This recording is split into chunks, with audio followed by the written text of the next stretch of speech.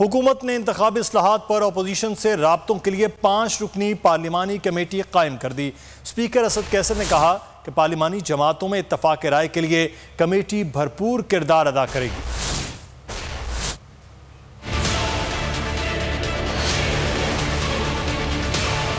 इंतखाबी इस्लाहात के लिए हुकूमत का अहम इक़दाम, अपोजिशन से राब्तों के लिए पार्लिमानी कमेटी का क़याम। कमेटी में वफाकी वज़रा परवेज़ खटक, फवाद चौधरी, असद उमर, मुशीर पार्लिमानी उमूर बाबा रवान और मुअव्विन ख़ुसूसी मलिक आमिर डोगर शामिल हैं। कमेटी अपोजिशन समेत तमाम पार्लिमानी जमातों से इंतखाबी इस्लाहात के लिए राब्ता करेगी। स्पीकर कौमी असम्बली असद कैसर का कहना है, इंतखाबी इस्लाहात के लिए बैनुल जमाती पार्लिमानी कमेटी तश्कील दी जाएगी।